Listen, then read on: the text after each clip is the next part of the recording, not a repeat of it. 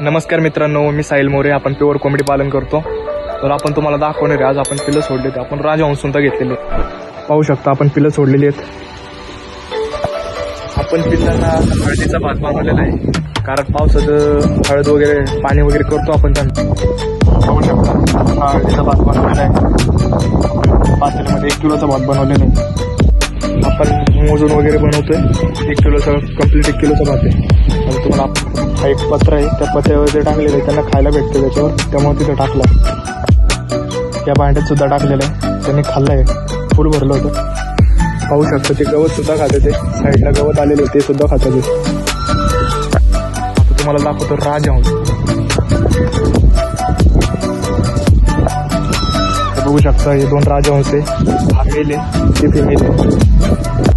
राजहंसमध्ये male female कसं ओळखायचं, आणि राजहंस हे सतत ओरडत राहतं, आवाज होतो त्यांचा, त्यामुळं परिसरात काही येत नाही. बघू शकता हा मेल आहे.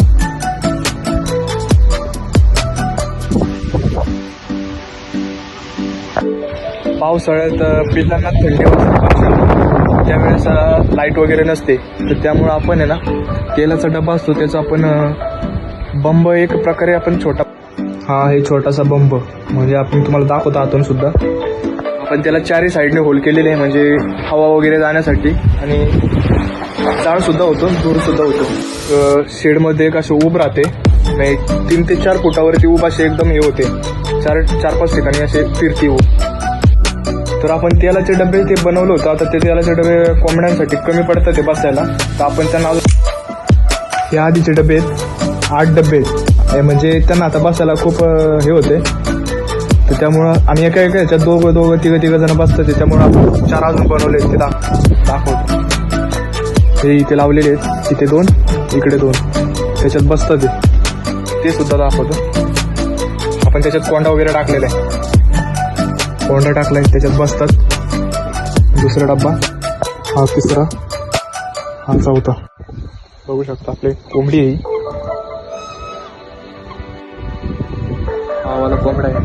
बघू शकता आपण जेवढे पिल्लं आणले होते त्याच्यात 50%, 60-70% कोंबडी निघालेले आहेत, आणि एक 20-30% कोंबडी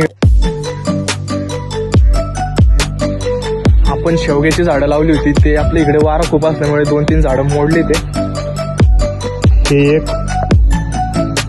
एक आणि हे एक.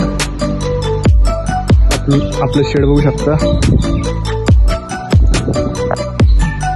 हा आपल्या बदकांसाठी पिंजरा आहे, त्याच्यात बदक बसतात शक्यतो.